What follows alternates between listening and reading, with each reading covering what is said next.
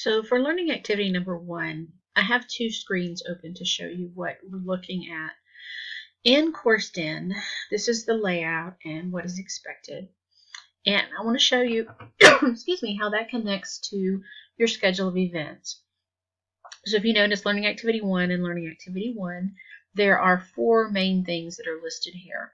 Completing the sign-up sheets, the photo journal, an intro quiz, which is actually in getting to know the course, the online meeting with me, and then a video introduction.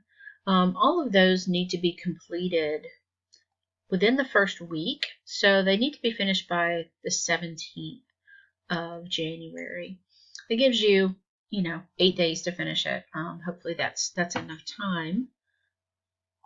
Okay, so looking more specifically at learning activity number 1, in the beginning of every single learning activity, you're going to have this set of information that tells you what's going to happen in the activity and what is expected to be turned in. As we scroll down through here, you're also going to see things that are in blue. Those typically are going to link to another file elsewhere, just to give you additional information on things that might be helpful for you. If you noticed before, discussion options is something you're going to have to make some decisions about.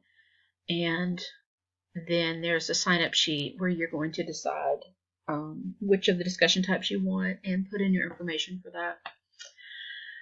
As we keep going down, there's the checklist for learning activity number 1. And your learning activity overview is going to take you to a separate sheet, typically a Google Doc.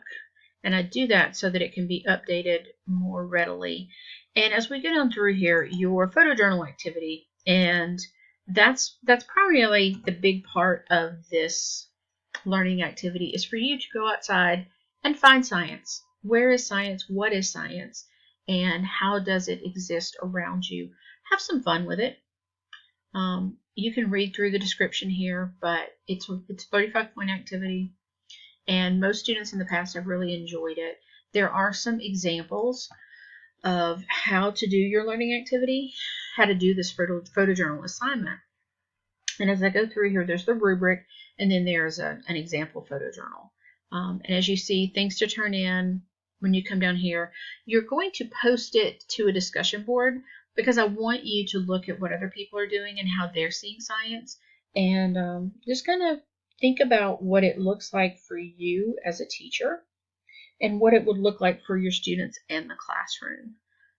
It's kind of fun. I think a lot of students actually really like this one.